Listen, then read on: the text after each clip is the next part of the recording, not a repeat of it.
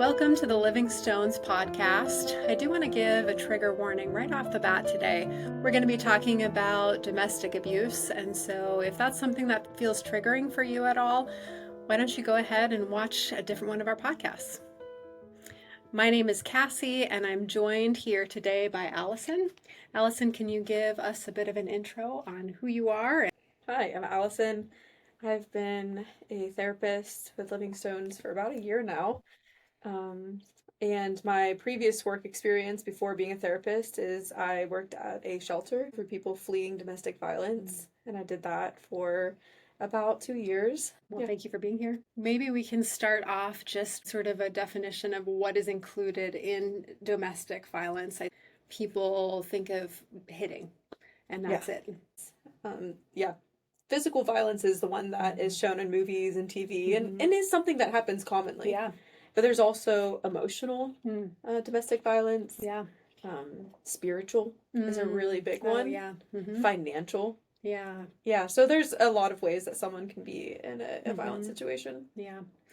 How about the cycle of abuse? I'm sure many have heard of the cycle of abuse, but what does that look like and how does that apply? So one of the first ones is tension building. So this is when the partner might become nitpicky or start being accusatory. The tensions are rising, that something's just off. And then there's the incident. This could be if it is physical. This could be when a physical act of violence happens. Yeah.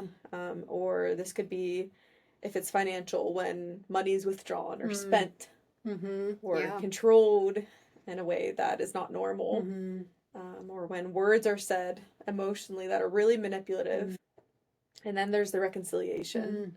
And this is when sometimes something that we call love bombing happens. Yeah. Flowers are bought, chocolates are brought home, big apologies, these grand gestures, or maybe it's just something as simple as like, oh, I messed up. I'm a good person. I didn't mean to do that.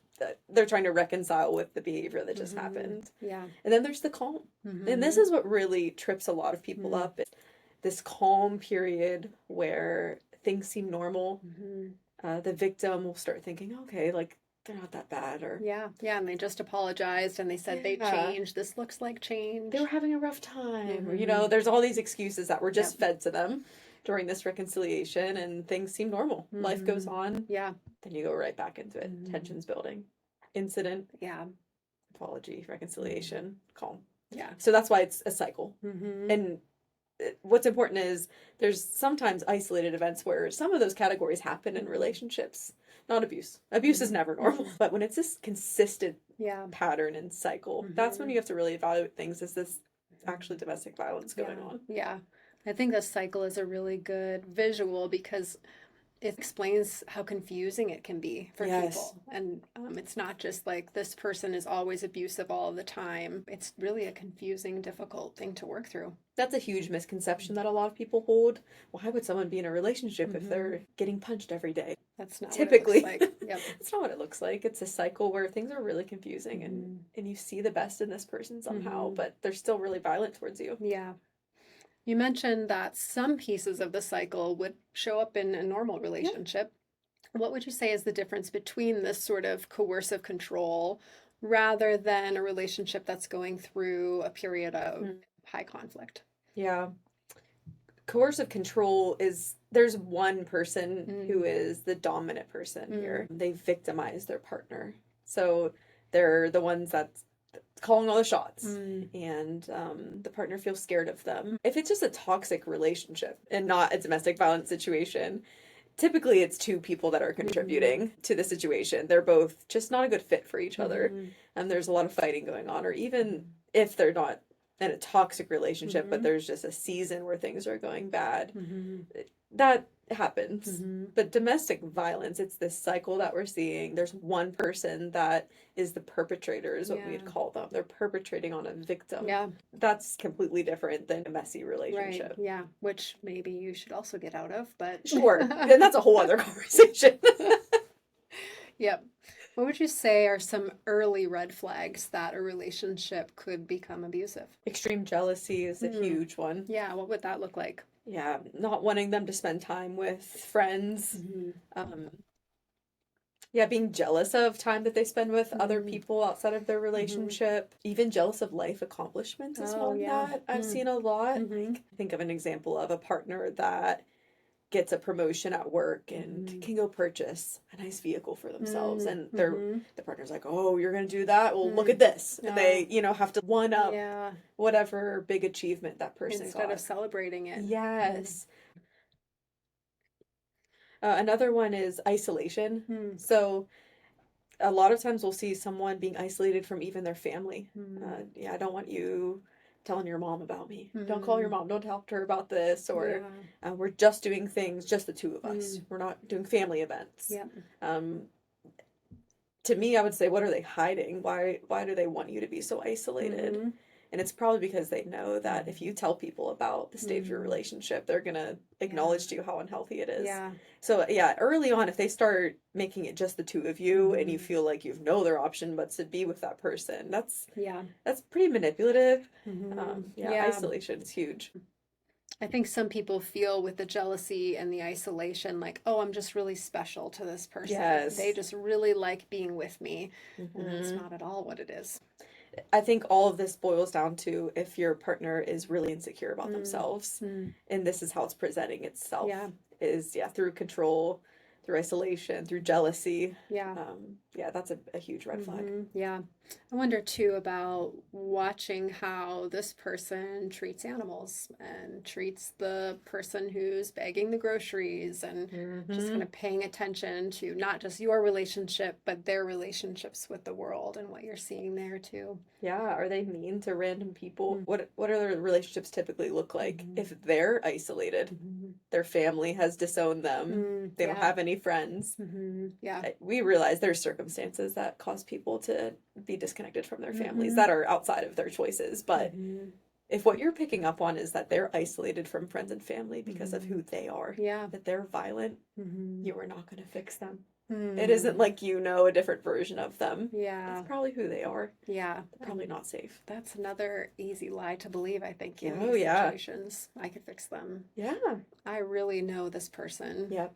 Yeah, their family has it all wrong. Yeah. Why is couples therapy often considered dangerous in this kind of situation?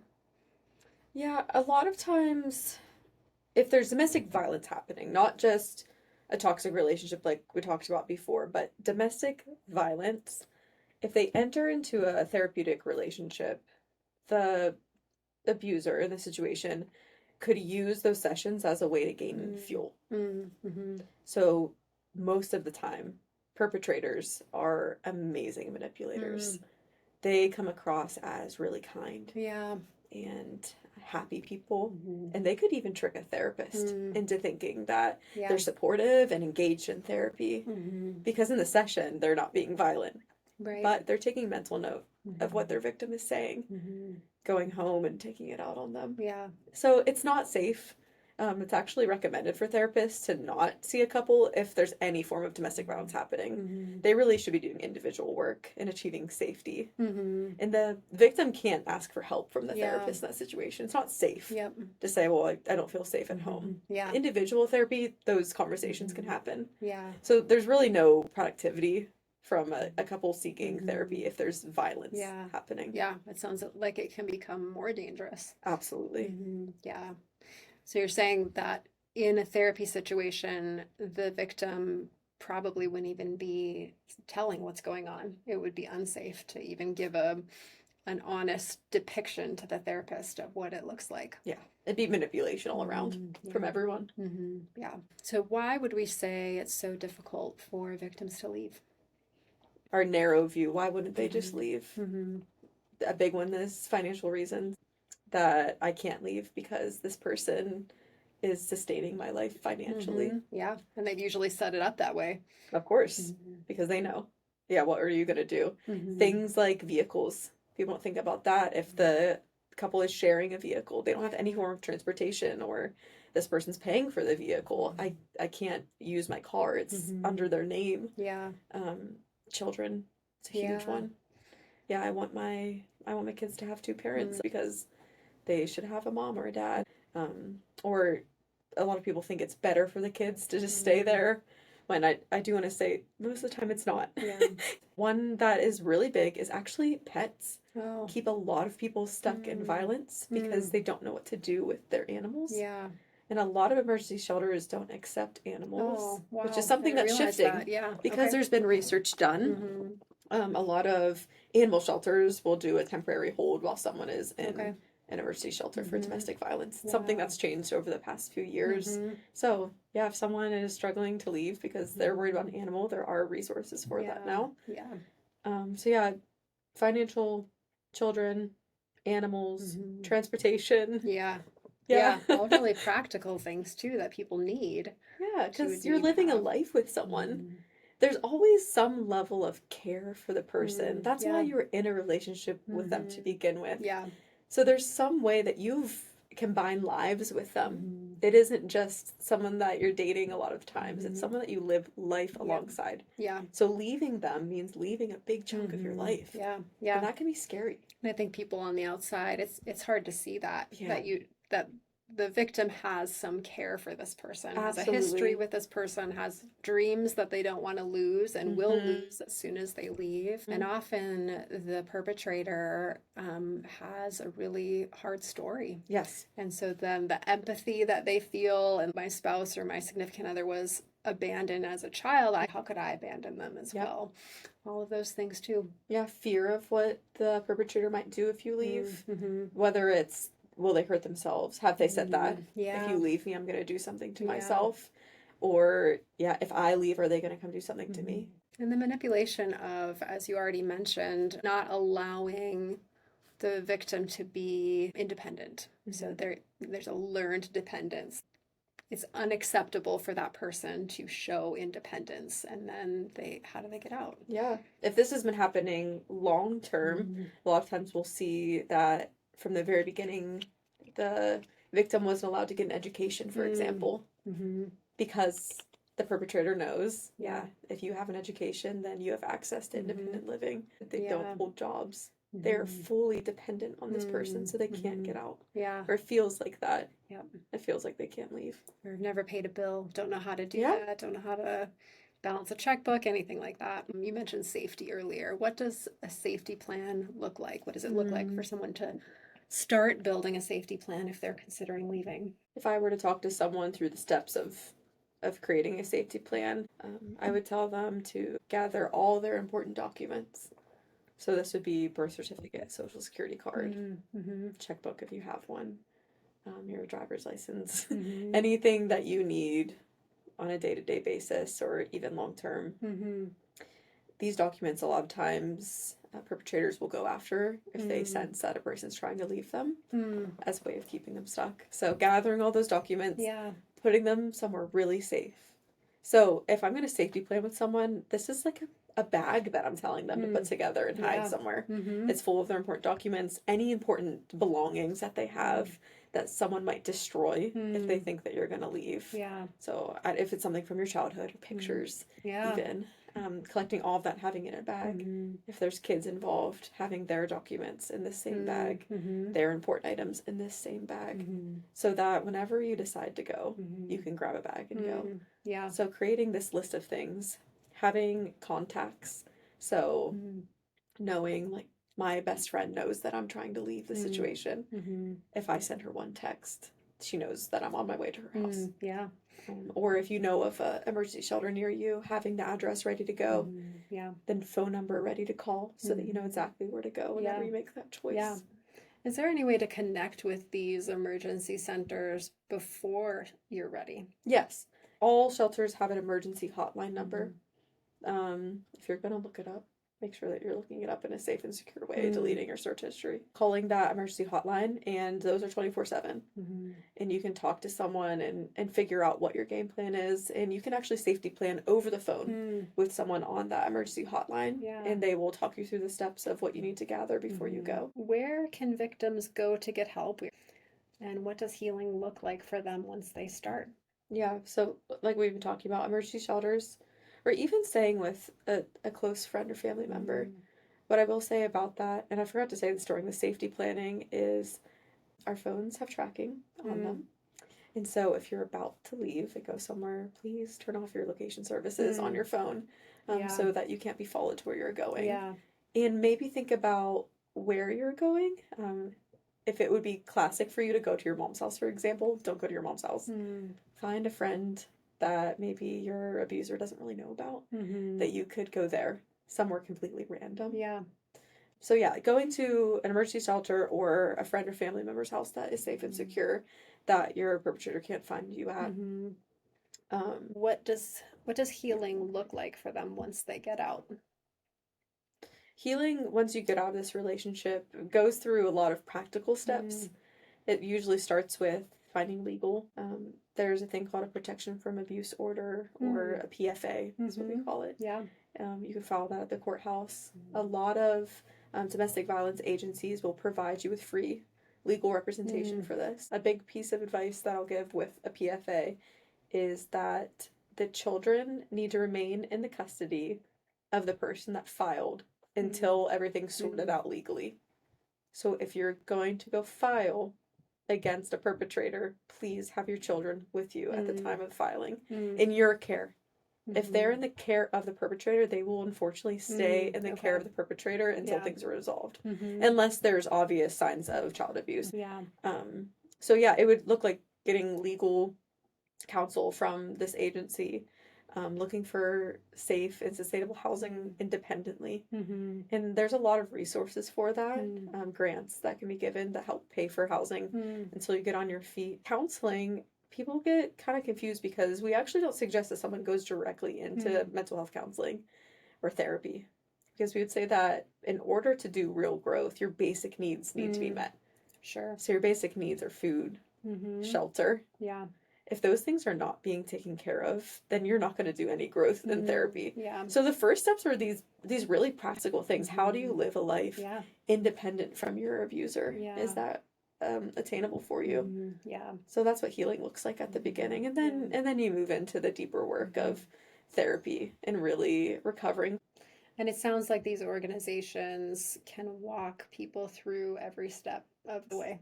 Yeah, absolutely. Yeah, housing, legal, food, even applying for jobs, applying for government assistance, like food stamps. What about the person who says, I can't leave because my partner will find me?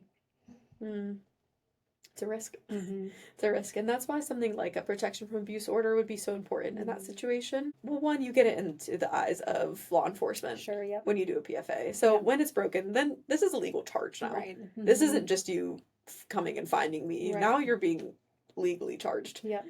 So yeah, a PFA is a really good idea. If they find you, you call the police. Yeah. You call the police. And some of the emergency housing is not associated with an address, is that right? That's correct. They're very secure. Yeah, there'd be no way of looking up shelters near me. When you call the hotline number, that's when they would give you the address. And they actually wait until you're about to leave your house to give you the address, even to make sure that it's really safe. They're not going to email you the address. Yeah. They have high security cameras. They'll probably ask you what car do they drive, what do they look like, so that their staff are aware of what to look out for. So at least for the short term, there could be a sense of safety and security during those beginning phases of healing. Absolutely. We talked a little bit about how hard it is for some people to understand why people don't just leave. Yeah. What is a way that family and friends can be supportive without being judgmental? It takes a lot of patience. It's been statistically proven that it takes 7 attempts for someone to fully leave their abuser. It's a long time. So for a family or friend to sit through that 7 times, it takes a lot of patience. Yeah. And understanding that it isn't just leaving. It's sacrificing a lot of areas of life. And maybe as a friend or family member, helping them obtain those things again. Yeah. You know, offering them meals, grocery shopping for them, helping them find somewhere to live, and being a support in the practical areas that would keep them stuck. If it's you're not leaving because you're scared about what's going to happen to the dog, I'll take your dog. I'll watch your dog until you figure it out. Yeah. Yeah, it takes a lot of patience to Mhm. sit with someone through that. Yeah. And realizing, like we talked about, that this person has a level of care for their abuser, and they probably always will. Mm. And it's something that most people just don't understand. Mhm. So trash talking their abuser Mm. really doesn't do anything, Yeah.